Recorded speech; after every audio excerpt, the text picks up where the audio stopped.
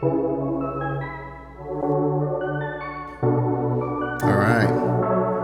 Episode 20 with Leroy Koehn. And 3, 2, 1. We're live. How you doing, Leroy? Doing good, thank you. Awesome. Thank you for taking the time to meet with us today. So I'm going to go ahead and give you a quick introduction. So today we have Leroy Koehn. He is our mayor of Newton. He's a business owner. He's much more than that. He's a family man first. And the more you get to know Leroy, the more you see that. So I'm excited to be here to talk about leadership, what we do, and his leadership in particular, because as a mayor and as a city council person and somebody that has to make tough decisions and run a business, a lot of times people don't get to see you in your life and your family and your background and what builds somebody that does what you do every day. And so we want to start off with our book. And as I was thinking about this episode with Leroy, what could I bring to the table to show people what I see in you, my vision of you? And it's about a double win, right? I mean, and as I prayed and thought about this thing, I'm thinking double win. Leroy's about winning, winning together, not just to one side or the other. So this book right here is a double win. It's a great book. Success is a two-way street. This was given to me by Scott Redler, a great friend. He's a co-founder of Freddy's Frozen Custard, and he gave me the signed copy, which is really cool. And reading through this book, I just learned a lot where we were in our relationship at the time when I was working with him. And for him to give me something, I was going to swallow it up really quick just because I respect him so much. He just won a great award yesterday, by the way. It's like the Emmys for the restaurant industry. So that's pretty cool on a national level, right? And he's in Washington, D.C. right now fighting for his business and what they do. And so I thought about you when I saw this, and I was thinking, what book can I put out, or what message can we project? And you're about double wins in my mind's eye. And so full disclosure, you're one of my clients now. We just started doing business together about 30 days ago, and there's some fun, exciting things happening. And I'm looking forward to continuing that with you and providing value for what you do. And I want a double win. And if anything, I'd rather you win a little bit more than me at the end of the day. So that's my goal with you as a client. So Leroy, as we get going, I have a treat for you today. I'm going to go ahead and start off by making a phone call to somebody special in your life. And the reason I'm going to do this is I was at an event one day, and there was this young guy speaking. And he talked about his hero, and he talked about his dad. And this guy was from Newton, and I didn't know who he was. And because of that conversation, I opened my eyes up to who's this guy, Leroy. And so I'm going to go ahead and make a quick call, if you don't mind. And we're going to spend just a few minutes on the phone with a special person. And this is like audio, video, call, all at the same time. Shocker at the beginning, isn't it? Austin, what's up, man? Hey, well, we are here with Leroy Koehn. You know that guy? I do. Hi, Austin. Right on. Hey there. Hey, well, real quick, I just wanted to turn this over to you, and thank you for taking the time to do this. I know you've got other things to do too, but I just wanted to give this time in this moment for you to kind of give a little spiel about your dad and what he means to you and what he's done for you in your life and how he's influenced you. You bet. Well, I'm honored, and I appreciate you asking me to do that. And hey, Dad, I know you're right there as well. Leroy, sorry. Yeah, I'm honored. Speaking from my perspective, speaking as a grown adult, with kids, we often look to the example that was modeled to us, and making a decision on what aspects of parenting we're going to do that's the same and what we're going to do that's different. And, I can say that I was blessed to have a father and a mother who modeled to me what to do rather than what not to do. And so from a son's perspective, I viewed my parents' life as really having 3 periods or stages. The first period was fighting for everything. The second period was 2 steps forward and 1 step back. And the third was really building a legacy. And so, as I left the first stage, fighting for everything was when they had, the kids were young. We were in the early stages of launching their painting and their rental property businesses. There were a lot of long hours. It was hard work. When I look at my life now, I know that the time can be so limited with our kids. So you have to be strategic in the early years to make the most of what you do have with them.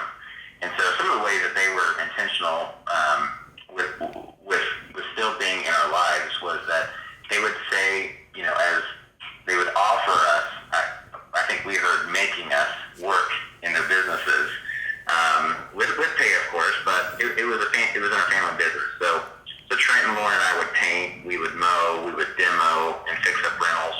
And I remember working every summer and every winter break, starting when I was 5 years old. One summer day, I remember it was so hot and it was humid, it was over 100 degrees, and I just didn't want to work. Dad simply responded, he said, sometimes the right thing to do is to work even when we don't want to. And it wasn't that profound, but because I had seen that modeled in my life from him, where he was out the door every day at 6 a.m., I couldn't really dispute the fact that it was how he lived his life as well. I talked about the second stage. The second stage was 2 steps forward and 1 step back.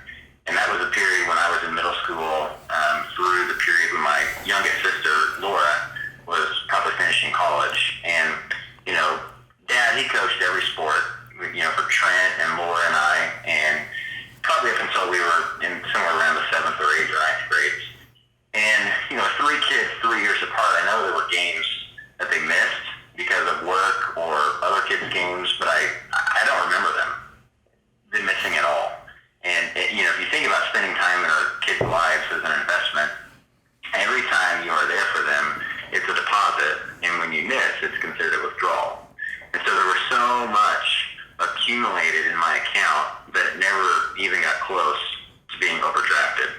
I remember Painitng having challenging times from year to year, as it always felt tight, but we were always provided for. One thing that Dad and Mom were always aware of was a need that people had around us. And so there were lots of different examples I could share, but maybe someone that they were just introduced to was needing a hand up, and until they got on their feet because of the circumstances that they were in, and they would always find a way to help people with a job or giving them food, clothing, or maybe sometimes money, even though it was tied ourselves. And one of the things that I admired about the adversity my mom and dad have gone through is that he's had so many hard times, but he's never given up. His response to challenging circumstances has been that it's an opportunity to demonstrate how to be faithful. But the most common response is, there's always a way. There's always a way. If anyone has been married for any period of time, you know that, we all go through ups and downs, and my parents are no different. But the example that I learned was that you never had the D word. We call it the D word, divorce, on the table, and you always have to work through your issues. I could point to countless examples, but love and patience has been modeled year after year, challenge after challenge, and they're true partners. And they built a business together, they raised their family together. They demonstrated their commitment to each other. Over 40 years together now. And even when we were growing up, in order for the kids to meet their needs, they would always remind us that we could earn extra money by painting or mowing. These are things in addition to our normal chores. But one principle that was instilled in me that has always stayed with me is paying my own way, being responsible. And my goal was to play college basketball. And one of the ways that I knew that I could get exposure to coaches around the state was to play in summer camps. And so that was from Kansas City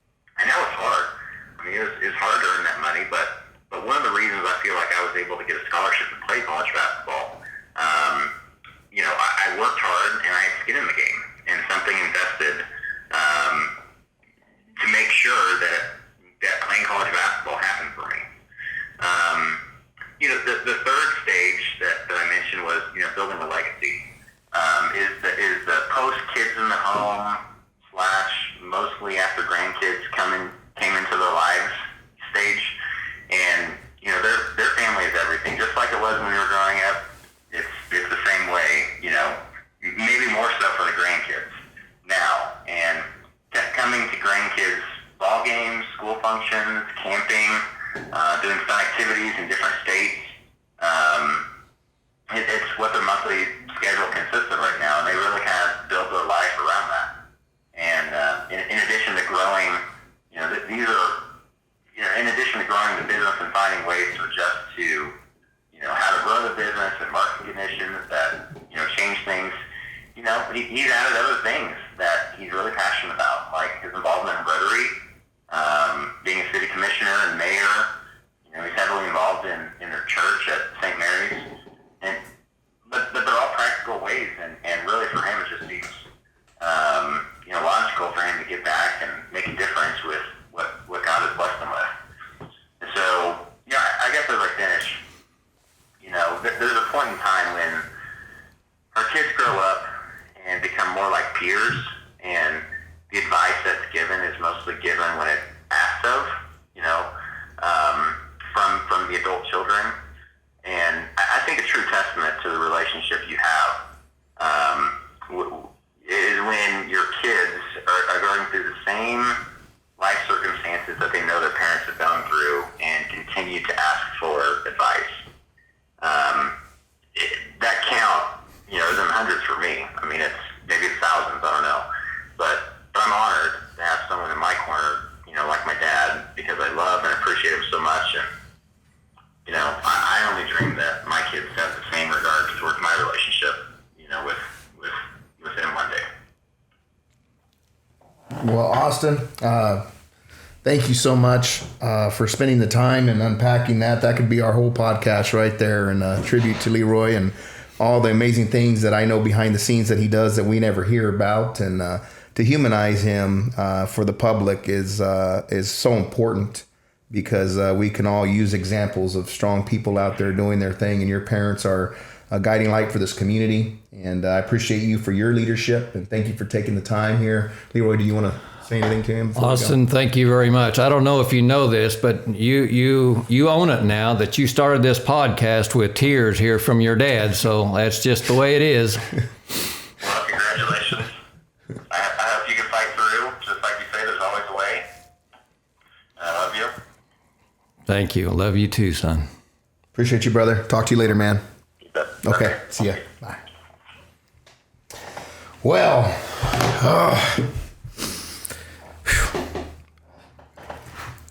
for my son to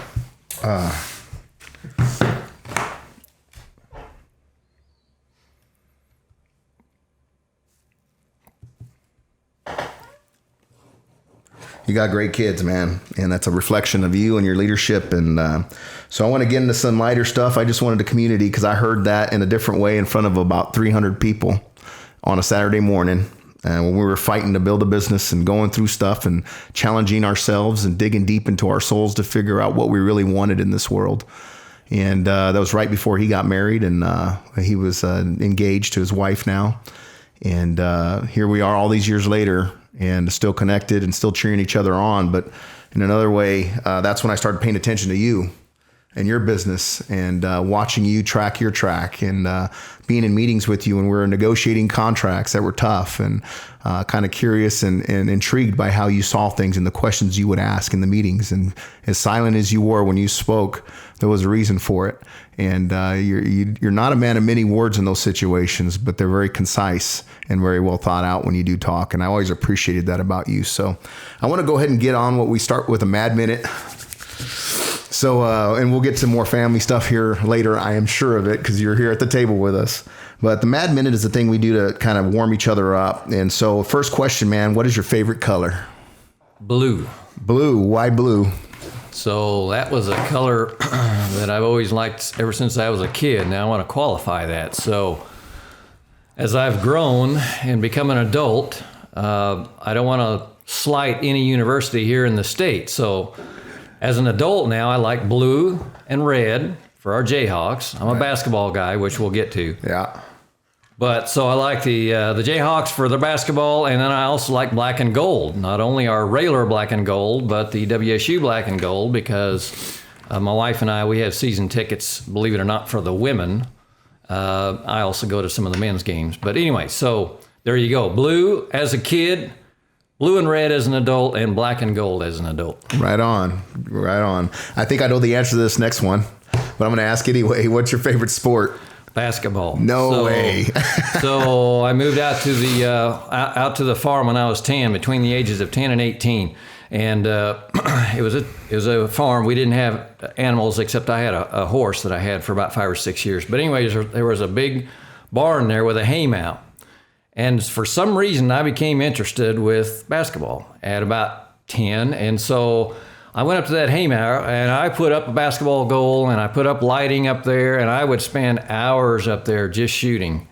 And my siblings were pretty much gone from home, and I was there with my mom and dad most of the time, and so I had to keep myself entertained. And so I just became intrigued with basketball, and it's just a great game. It's the best game I think ever invented, in my opinion. There's so many facets to it, especially when you love the game. But okay, here's an interesting one: muscle car or luxury sedan?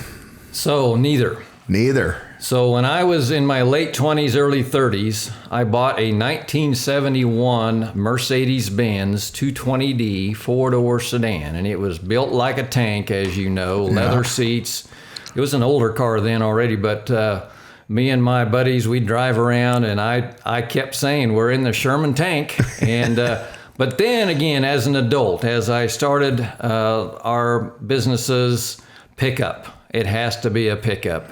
No man can be without a pickup, in my estimation. Especially in the livings that you carved out for yourself. Well, and especially here in the last 10 years or so, I travel all over the state to different job sites. So my pickup is my mobile office. So there you go. Yeah. And you got a nice one right now too. I love that truck. You hadn't always had it like that, huh? No.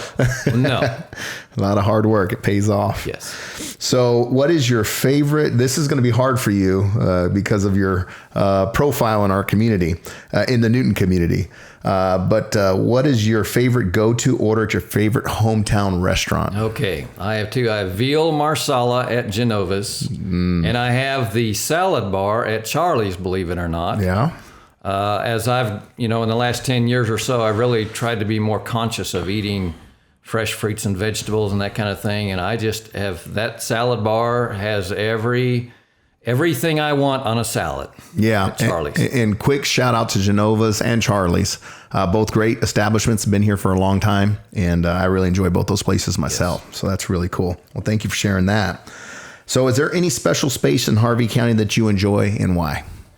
So that has changed over time too. So when I was, again, in my mid-20s to mid-30s, I really enjoyed fishing. I enjoyed both by myself, but also with the kids as they were growing up. But what I used to do is I used to have a rod and reel in the back of my pickup. And so I'd get up early in the morning and I'd leave the house at maybe 5:30, 5:45, and I'd go to either Camp Hawk, East Lake, or I had a private lease out by Walton. And I used to like to fish with plastic worms. So I would doodle those plastic worms around a certain area for maybe 20 minutes, 25 minutes. And if I didn't catch anything, I'd go on to work. But I really enjoyed doing that, especially just as it was getting light and the sun was just coming up. There's something peaceful about that, and getting in touch with nature and with God's creation. That was just some peaceful times for me.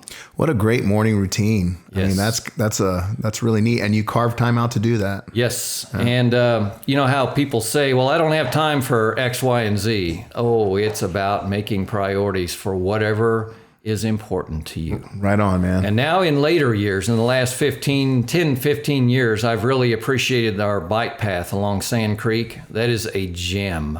And I'll both walk it and ride my bike, from one end all the way out to even on to Bethel College when you get to the end at Centennial Park. So that's just a real gem that our community has. It is a treat. It is. It livens up our community. It's a great space for families and for working out and just getting outdoors and doing your thing. Mm-hmm. Yep. All right, man. So we're going to get into our conversation here. And thank you for all that and letting us dig in a little bit. And that was a really cool story about the fishing thing. I need to take advantage of that myself. Can do that in the mornings. That'd be good. And this time of year, it's about the time to do it. That's right. Yeah. So you've been on the city commission for a long time, and you You've been mayor before. Have you been voted in before? Yes. And so this is not new for you. You've had these responsibilities before. Can you unpack what it feels like to earn that and to be the mayor of Newton and just to be a mayor in general? Doesn't matter where you're at. The responsibilities that fall on you, how you see that and how you package that. Sure. Well, number one, it's very humbling. And let me back up to when I never thought that I would be a city commissioner or have any interest in running for a political office. And about a little over 6.5 years ago, I was just in my office minding my own business, and all of a sudden on a Thursday, and then on the following Friday, a number of business leaders started coming into my office and saying, "Hey, Leroy, we want you to run for city commission, and oh, by the way, the filing deadline is the following Tuesday by noon." And I'd never considered it before. I've been involved with a number of other things, whether it's the Chamber Board of Directors or Rotary or a number of other boards. But, well, anyway, so I had the weekend to think about it and pray about it. And even up until 11 a.m., right before the 12 noon deadline, I was contemplating about it. And I finally decided, you know what? This may be an opportunity that's knocking on the door. I know I normally wouldn't go looking for it, but it came looking for me. So, okay, I'll do it. So I went in and I filed. And it just so happened that I got the most votes. And then in our system of government here, whoever gets the most votes is the vice mayor that first year, and then the mayor the following year. And whoever gets the second most votes then is the mayor the third year. And so I was vice mayor the first year and then mayor the second year. And one thing I can say about doing community service work is that it is such an education. It is such an education that I would encourage a lot of people to think about, because you learn how things are put together. You learn the partnerships.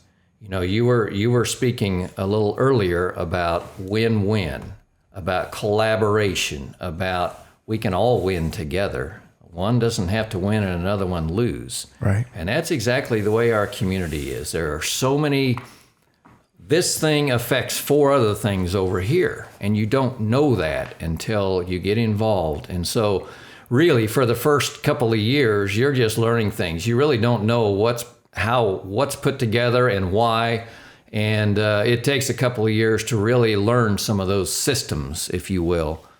But, you know, again, the community service aspect is just so important. And one thing I know, especially over the last 2 or 3 years, I've really gotten in touch with our citizens, and they're so valuable. That's what makes this whole community, is our people and how they feel about things. And I've really gotten dialed in on that, where the first couple of years, I was still trying to learn how everything was put together, and I didn't have an agenda to start with to run for city commission. You know how some people, they have a certain issue. Well, you need to go there and fix that, right? Yeah. And I didn't have that. And I was just here to try and learn and soak it up. So the last 2 or 3 years, I've really become aware that, you know, here in Newton, and it's real easy to focus on things that aren't going quite right, and we grumble about our high water bills, or we grumble about various things.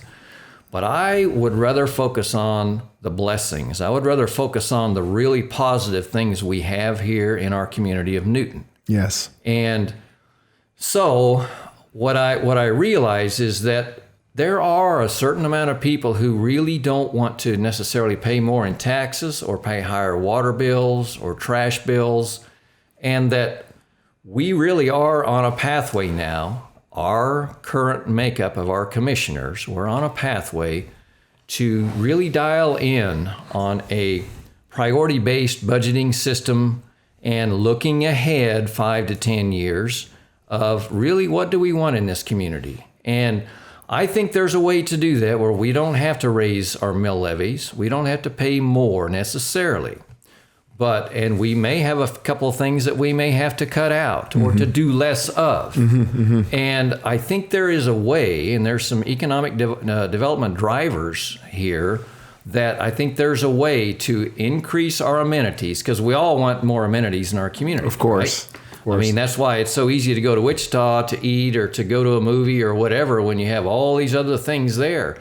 But you know what? We can slowly start adding some of those things right here in Newton. And so we've really, one of the things here in the last several weeks, a community survey is coming out and being mailed to everybody. So I strongly encourage everyone to fill out that survey, because that's going to help us on that pathway of what our priorities are over the next 3, 5, 7, 10 years. What's really important, and what are you willing to pay for that amenity, for that thing that's really important to you? So that's why that survey, I think, is going to be really helpful for us to fill in the pieces. For instance, we need to do something with our swimming pool. There's issues with it. Right. We want to increase Centennial Park, maybe build another diamond or two, and really expand the quality of that so that we can have more tournaments, we can have more people coming in and eating at our restaurants, buying our gas, staying in our hotels. And so those are the things that, man, we really do have the opportunity here. It's laid out in front of us. We do. And there's so much that I could unpack, but I think you did a wonderful job of just putting it out there. There's opportunity in front of us. And, when we drive down our streets and we see the needs, we can meet some of those needs with our churches, with groups, with the boards that we're a part of. If it's important to us, we should do something about it and stop waiting for you guys to fix everything, and be a support for you guys, not showing up outside with the fires and the picks and the axes yelling and screaming. But yet when it gets time to get down and fix Main Street and pick up the weeds, crickets, same 15 or 30 people showing up. In a community this size, we can do better. So I'll take some heat for that one. It's all good. That wasn't you. That was me saying it. But I see such a gem in us and the new leadership and us looking forward and innovating and figuring out, like your son said, that one of your sayings to your family, there's always a way. We can find a way, and we can if we do it together. The other thing that I've discovered, there's always a certain percentage of our population that has a little higher distrust level of city government. Right. Okay. And that, hey, you're mismanaging our money and you didn't make that decision right or that other decision. And so I think us 5 commissioners right after this last election, I think we're all very aware of that. And we're very aware of trying to bridge that gap of that distrust to city admin staff, and being 5 of us, all we are is conduit to the average citizen. That's all we are. We're conduit, and we want to spend the dollars wisely. So one of the things, our Bob Myers, our last city manager, he retired here at the end of the year. So we formed a search committee, and we recruited candidates. And anyways, we made an offer to a potential candidate, and he accepted it, but then a week or two later, he withdrew his name. So what we've decided to do is we're just going to wait till after budget season, maybe the middle to the end of the summer. And meanwhile, Kelly McElroy, who has been just doing a fabulous job, as she was the assistant city manager to Bob. She stepped in as the interim. She's doing a wonderful job. But us 5 commissioners have all agreed that we're going to step up and be more involved in some of the day-to-day decisions, until we have a permanent city manager. But we're very willing to do that. And, we all have skill sets in various things and areas of expertise. And so I think that's one way of helping to bridge that gap of the distrust with some of the citizens, because again, we have to communicate what an opportunity we have here, and we do. And I think one of the things, as we address the budget issues, and we communicate that more clearly, I think some of that is going to help with our citizens, with settling some of that down. The other thing I want to recognize, we have city staff. We have a fabulous set of city admin and all of the employees for the city. Right on. There's about 210 employees or something like that. But we really have highly skilled people, and I need to give a shout out to all of them.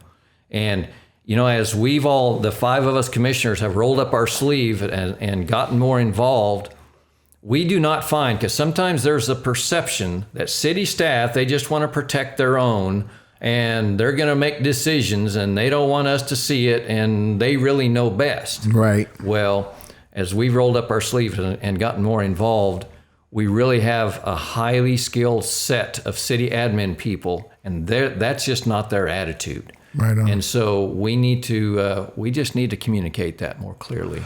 So tell me this, Leroy, how much of what you see on the distrust level is connected to what's going on a national level?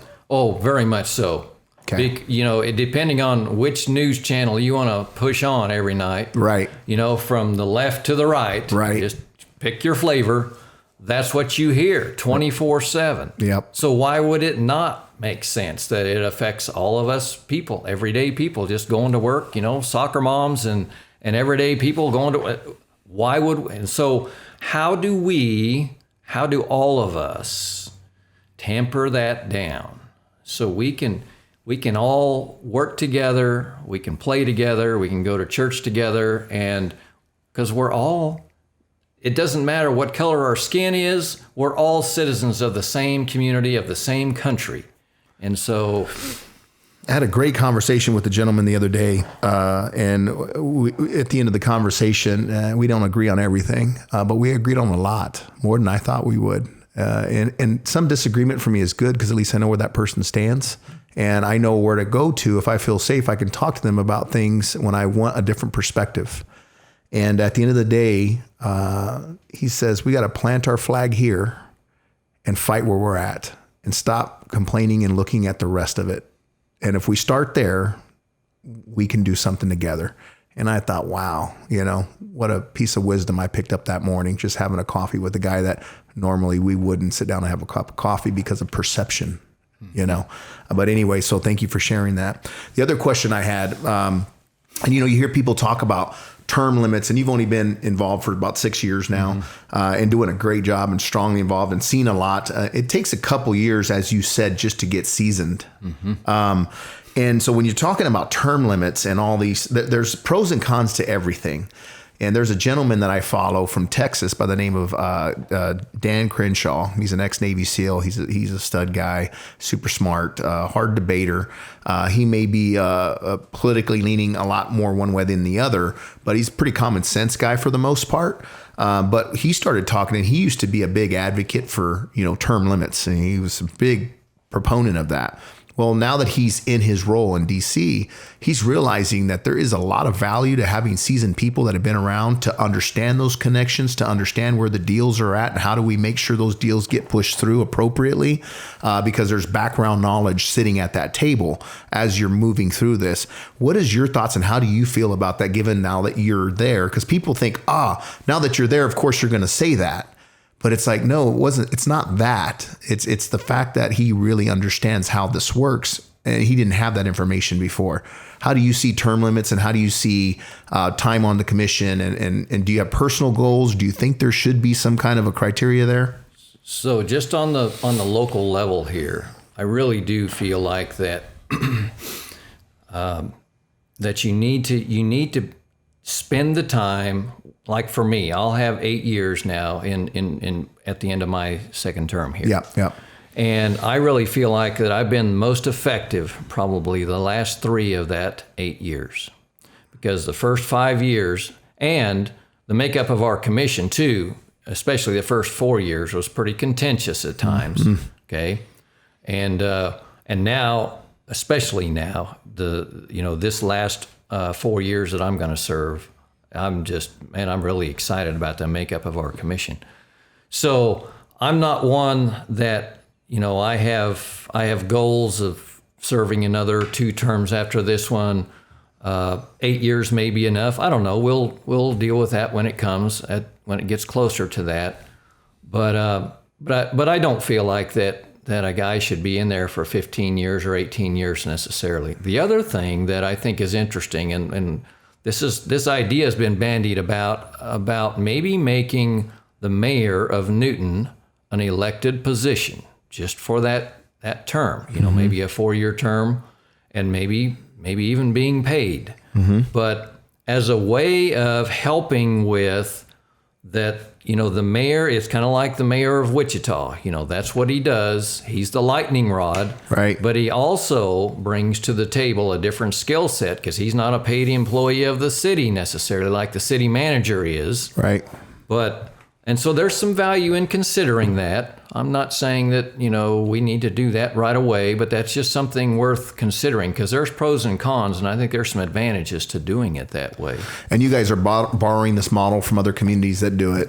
Yes. Yep. And so this is not something out there. It's something a model we hadn't implemented yet, and you're unpacking that to figure out what that looks like. Right. Yeah. And the other thing to really consider is that being mayor, I tell people when they ask me what being mayor's like, and I say, well, it's really overhyped. It's just, you're just a figurehead in the current system that we had. Right. And I know, the mayor has to sign his name to a lot of documents that come through. And, you want to go to all the ribbon cuttings and kiss babies and give hugs and be out in the public. Yeah. But as far as being a powerful figure, you're not. And it's not supposed to be that way either. Right, right.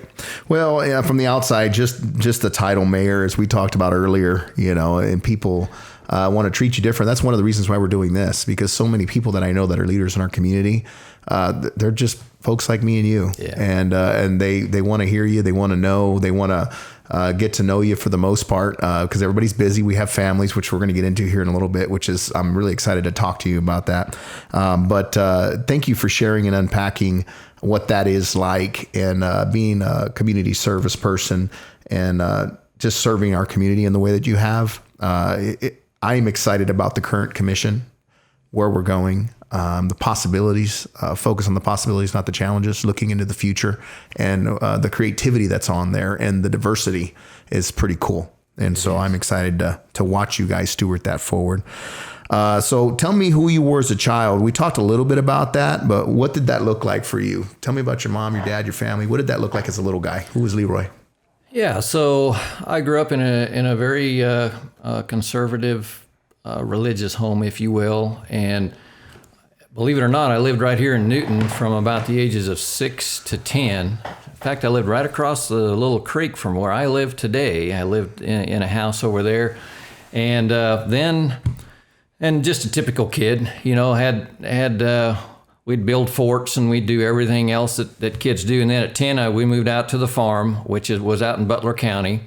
And and that's when I really developed my love of basketball. And, my parents and all of my relatives, they're just good people. And they teach, as you probably know, good work ethic and a strong faith in God, and take care of your family, right? Right. And so somewhere along the way, back to the basketball thing. So I played basketball 5th through 8th grade at this little grade school, elementary school out there in the country. And I started getting attention when I was in the 7th grade because, understand, this was 40 some years ago. And I was tall for that era. But I'd also worked on some of my skills. Anyway, so I was getting attention from the high school coach, 10 miles down the road, and wanting to make sure I was going to play when I was a freshman coming up, and he'd call my parents and back and forth. And anyways, our 8th grade year, we won the little Walnut Valley League that we were in. And I had some good games, and it was just a good feeling. I'd found something that I loved, right? Yeah. And so then I go on to high school my freshman year, and I say this with no disrespect to my parents. They were just following the faith that they were in. Right. But about 3 weeks before the basketball season was to start, they gave me the news that I couldn't play basketball, and it just crushed me. And I vividly remember there was a switch that went off in my brain, and I just became very, very angry and very rebellious. So. Anyways, by the end of my sophomore year, again, no disrespect to them, but they were just following their heart. Yeah. They said that I had to quit high school and go to work, and so I did. And I went to work for a builder. And then the day that I turned 18, I moved to Newton. And I might have known 3 people in the city of Newton. Wow. So I didn't have... If you can imagine, I didn't have any support around me. I moved into an apartment, and of course, I went to work. Yeah. And so, I got in with the wrong crowd, and I made some poor decisions over the next 3-4 years. Yeah. And then I met my wife, and in the same place that we were working at, and then 2 years later we had Austin, and then we, our kids were boom, boom, boom, right in a row. And then at 23, I took my last paycheck from a company, and I started out on my own. And I had started buying some rental property, and then I managed rental property for other owners, and then I started painting a little as a mix of that, and so that just slowly grew over time, and then my wife stayed home for the first 8 years with our kids, and she was a stay-at-home mom, so it was all on my shoulders, and so 12, 15-hour days was not uncommon on a regular basis, right? But again, I figured, and I made every mistake there is to make in owning your own business and thinking that that's the American dream. Now it is, but there's also proper ways to go about it. And I crossed every line that you weren't supposed to do. Yeah. And yet here I am, however many years later, and we're thriving. In fact, we're as strong now as we've ever been, and I'm just truly, truly blessed. And you know what the main reason is? Because it's all the people around me. It isn't me. I'm not going to take the credit. We just have really good people. We have a great community, and we just I have support around me, both in my personal life, I have mentors, my spiritual life, I have mentors, and in my business life, I have mentors. And some of the mistakes I've made in business, I have intentionally, you know how pain is the touchstone of all spiritual growth, and I say it's the touchstone of all growth, pain. Pain will motivate you. And as a result of that, I have gone after mentors, professionals in the kind of businesses that we are in that have been through it, and they come and they have really, I give them all kinds of credit for guiding us along the way. Well, we have had several conversations. I'm an entrepreneur myself, and I appreciate you unpacking and making it plain that we do all have our own journeys to go through. And sometimes a guy like me looking at you, in 2009, 2010, when, we're going over contracts, we're sitting in these boardrooms, and I'm trying to work a deal, and you're one of the 3 or 4 people that are helping, with this negotiation that we got going on. And you're young and growing, and you're looking up to these guys and trying to make it right. And at the end of the day, going through all that, you've always been very open that it is a grind. It is a chess game.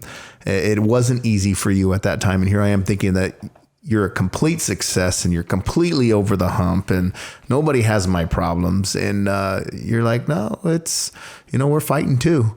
And it's different today than you were then. And you've always had different stages, I think, from what I'm understanding, because we've talked in your office many times last, month. And I get to see hear more stories of things I won't bring up here because they were told in confidence, but about things that you've gone through with other entities and organizations, even that you've had to contend with that I had no idea.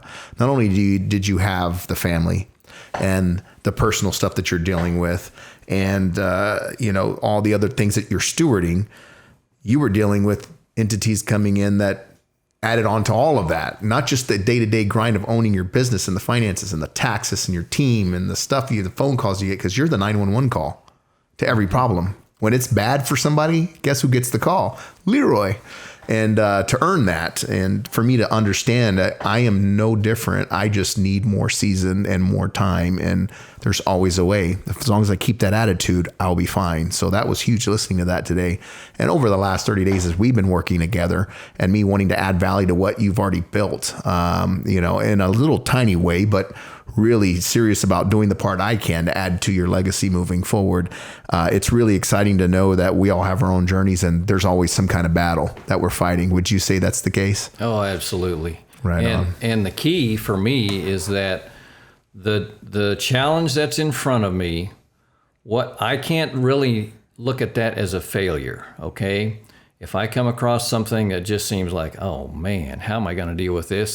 This could be the end. No, that's just another stepping stone in the journey, another stepping stone in learning how to get through this. And it makes me, and it helps push me grow my character. And really, isn't that at the end of the day, isn't that what I want to do?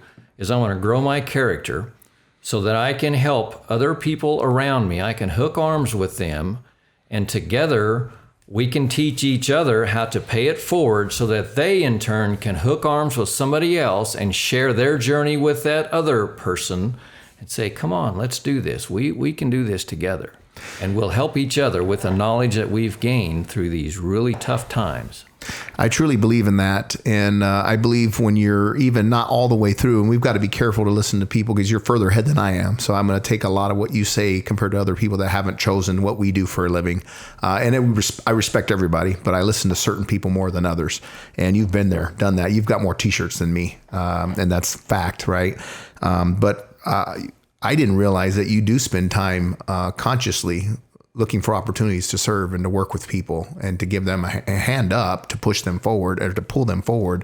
And knowing that you might not have it all the way straightened out as you're continuously working on your systems, which is going to be ongoing till we're decide to be done. Right. For me, till the big man takes me home, I'm moving forward. I've got to figure it out. There's always a way. And I'm grateful to be doing that for me. Some people may sound it's exhausting or whatever. I get to do it, right? And I know you're one of those guys, but talking to you about the people that you serve and the way you do that and your heart for people and knowing your family a little bit and getting to work with your daughter a little bit here recently. One of the most exciting things about your company right now, getting a bird's eye view, is sitting with your leadership team and what you're building there and how you're stewarding that. And I don't know what it's like to be at that stage because you're further ahead than me. But I'm getting pieces and borrowing from you as we go, know it or not, on the level that you're on. There's some things that I can pitch in, but there's a lot of things I can learn. So I think you're giving me a lot more than what I'm going to be able to give you. But I'm going to try real hard to fight that. But at the end of the day, when I see the people you're attracting and how you're coaching and how you're letting decisions come together and how you listen in those meetings, it's pretty cool. Can you tell me what drives you to be open like that with all that you have on the line? Because you got a lot on the line. I mean, you've built 30-year business. Mm-hmm. That's a lot to put out there to trust to other people to a certain extent. So part of that answer, I think, would lie with, it gives me great joy to help and to watch other people succeed. And you can just really break it down to a little saying of what's in it for me. All employees of a certain company, they go to work every day. They may want to take 3 extra breaks, or they'll walk around and go talk with 3 or 4 other people over here. If they really don't feel motivated, if they don't feel like they have really any incentive to do anything different. What makes sense to me is with any organization, but particularly ours, is to help every person in our organization feel like that they own a piece of the pie, that this little piece over here is mine that I can control, and that, you know what, if I'm a good steward of this little piece, guess what's going to happen? My piece of the pie is going to grow, and I'm going to be rewarded. And not only that, we have a culture here that encourages us all to grow, not only at work, but also personally, spiritually, emotionally, and that it's just a complete package. And so I love watching them all get excited about something that they have ownership in, and watching that in action. Sometimes I just want to sit back. I want to go down the hall and I want to listen to what they're talking about in the conference room. It's a beautiful thing to listen to because they talk like it's their company. And really it is. It is. That's right. And so I love that they, I can be some small little piece of improving the quality of their life to a large degree. Yeah, there's a fight to do the best they can for your clients, for the company. And I was sitting in a meeting and you weren't there last week, and you weren't there. And it was something that I thought, I want to build something like this. He doesn't have to be here for this to be going on at the detail that it was going on. And the want to do it right was, it was an aggressive battle to get the right thing on the table for your company and for your clients. And what a blessing to see it from an operator's perspective to another one. That it was really cool. And I didn't know how to share. I wanted to text you. I was so like blown away when I got back in my car after I walked away from that meeting. But you got a great group of people fighting for the company and fighting for each other and fighting to grow that. And I know it's only a matter of time. And so I'm excited to be closer to it till I could see this blossom. Well, think about this. So, like in my own life, I don't really have any regrets. You know, I referred to, there was a time from 18 to 22, 23 where I really made some poor choices. And I would have rather gone on, finished high school, gone to college, gone on to get my MBA in business, and I would have much rather have had that scenario. You know, picture perfect. This is what your ideal family is and the way you grew up. But it wasn't so. Yeah. Yet, with every one of those challenges that I went through and bad decisions that I had made, do you know what that had led to? That led to the next decision that was a better one that brought other people in to teach me the things I needed to learn. And you know what? I never could have learned that in any school anywhere. This is the school. So you can say, well, yeah, it's the MBA of life, or it's the PhD of real life.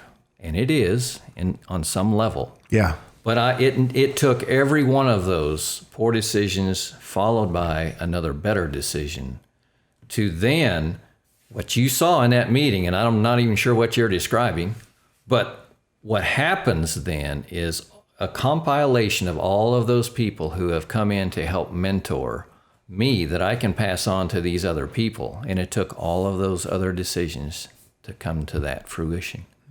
And to me, that's what we all do. All of us citizens here in Newton, anywhere in the world, that's really what it's about. Because we all don't have a perfect little pathway the way we grew up and the way we have lived. We've all made many mistakes. Right.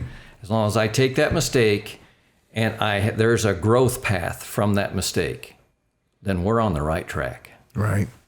There was a quote from a guy, Scott Redler again. He's on my mind because that award yesterday and the book that he gave to me when it reflected how I see you operate, especially now that I'm getting to work closer to you. It's as operators, and this is not exactly what he said, but the they in part was, but as operators, he says, Andy, as operators, we all make bad decisions. What we need to do, though, and what we need to learn if we're going to be a great operator is to learn to make more good decisions than bad. And when we make the bad ones, we need to learn from it and move on really quick. And I thought that was powerful because I needed to hear it at the time. So anyways, and that's kind of what you're getting at. We all make bad decisions, but it's how we move forward that matters. Exactly. Because we can't living in the past and living where that other decision, there's nothing we can do. It's the pittance. It's over. Repent, put it in front of you, unpack it and move. Right? That's pretty cool. Okay. Family. Tell me about your family, man. You're known as a family man. I've got some of your passwords now. Family first, that's how you roll. Tell me about that. So family is one of the things that really energizes me. Our three kids are now 37, 36, and 35. We have 12 grandchildren. We have from 11-year-old twin grandsons in Oklahoma City down to a 1-year-old granddaughter and anything in between. And so to me, I will make every opportunity to spend time at wherever they live. One of them lives in Florida, one in Oklahoma City, and I have a daughter here in Wichita with her husband and their 3 little girls. But family to me, it is very, very important that I have been entrusted with the time that I have with my children and my grandchildren to try and affect them in as positive a way as possible to help them in their growth pattern and for them to go down the pathway of having integrity, honesty, giving back to their community, all of those things that we want to be. Mm-hmm. And it's very, very important for me as a dad and a grandpa to do that and to give that back. And now we have a second generation in our company. And Laura, we were just talking with one of our mentors. We have a mentoring company that's here for about a week or so helping us. She was just talking with them because one of them says, well, what about Annie or Ella? Maybe they'll be the third generation in your company. And so I'm saying, why should I not provide that opportunity for a second, a third, maybe even a fourth generation to carry on that tradition and that legacy? Yeah. And to me, that's just, and I love spending time with them wherever we're at. We don't have to do anything exciting. We don't have to do, go to the nearest, biggest show and do all this fancy stuff. Just spend time in space wherever you are. Yeah. And one of the things that we've started here in the last number of years is we have a destination vacation for there's 20 of us now in our family. So it's been Hot Springs, Arkansas the last couple of summers. I'll rent a big house that'll more than accommodate all of us, and we'll spend time out on the water and just spend time with each other. Well, this year now, some of the kids have decided that they want to go up to Canada and do a ski vacation. So we're making plans to go up there to Banff National Park for all 20 of us. And I don't know how young the youngest, maybe the little 4-year-old will be able to ski down a little bunny slope. But yeah. But so I really look forward to that. That jazzes me. That gives me incentive to, prepare for that and budget for that and make that happen, because that is so important. Because that's memories. That's right. When, you talk on the phone or you text or you get together. Hey, you remember when we were out there on the lake and so-and-so fell off the tube? And that is good stuff. That's everything. That's everything. That's what we fight for every day. I love it. And it's known, and you make it plain. And I'm grateful to watch that and aspire to do what you're doing now. I have a 7 and a 9-year-old that I love with everything in me. And everything I do is wanting to create that for them when it's time. And so appreciate you for being that model. And thank you for being someone to look up to. It's pretty cool. What jazzes you right now? What are you curious about? All the things you got going on, the boards, the people clamoring for your attention, the responsibilities that you have in your company, which are huge, your family, everything that's going on. What is something that you're just like curious about or you're really jazzed about in your life? A lot to choose from. Being curious, I'm naturally an inquisitive person about people. And I really enjoy going one-on-one with a person that I don't know. I know how to ask certain questions to just pull things out of them about their life, who they are, what makes them go, what's the go juice here. Right. And and that goes back to what we were talking about with the political discourse that we have in our country today. Yes, sir. I like to talk to people that may not have the same political views I have. I'll talk to all kinds. I like that. And I like asking them questions, and then I'll share some of my things with them. But I'm curious about, some of those folks, why they think the way they do. And it's not a judgment thing. I just want to know. Yeah. I want to know. And I want to share things about me with them.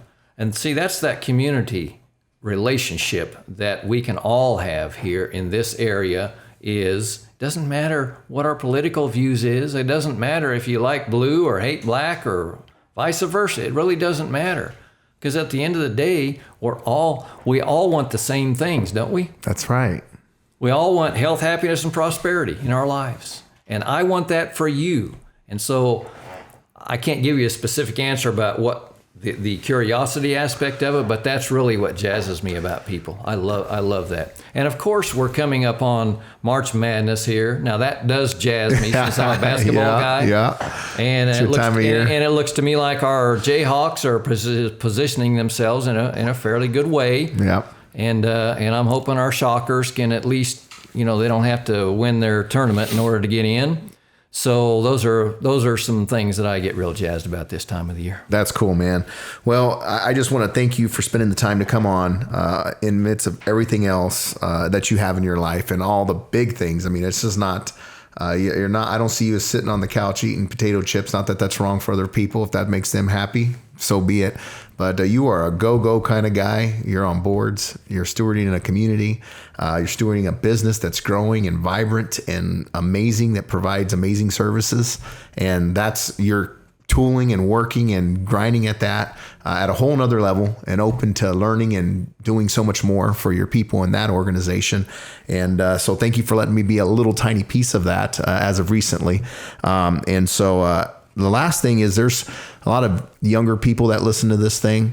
Our age groups range from 22 to 45, right in that ballpark. But really, my heart really wants to, that guy is 25. That was like me, looking for a guy like you to look up to and to pursue life and to model, and the Rod Cries of the world, these people that I look up to, and I'm just like blown away. And I start seeing more and more of them the more I pay attention and the more I try to grow myself. But there's that guy that's 25. He thinks he should have it all figured out. Could you give or lend something to that guy or gal as we close here, and maybe your grandkids, when they listen to this in the future? Is there a message that you have for people of something that you've learned in your life that you'd like to leave out there? Yeah. Follow your passion. Follow your passion and leave some room for a little bit of humility, and knowing that there is somebody else that can always help you grow and learn more things that you need to know as you go down the pathway of life. And that your energy, your age, you have the whole world ahead of you, and that treat that very carefully and with deep respect, because you may be 25 today, but you are the leader. You are our leaders of tomorrow. And so don't ever forget that. That's great. That's powerful. Leroy, thank you for your time. Thank you for what you represent for our community. Thank you for your leadership. I really appreciate you. And we'll be seeing you soon. Appreciate being here. All right. Thank you. Harvey County Digital, episode 20. Thank you to our sponsors. Koehn Painting is one of our sponsors. Go figure. We also have Heartland Pregnancy Center, who is one of our sponsors. So thank you, Heartland. And then we also have another platinum sponsor, Hendrickson Chiropractic. Thank you, Hendrickson Chiropractic, for sponsoring us to keep these episodes going and allow us to sit down with our leaders and humanize the people that are helping steward our community forward in the future. And so episode 20 with Leroy Koehn, Harvey County Digital. We're out.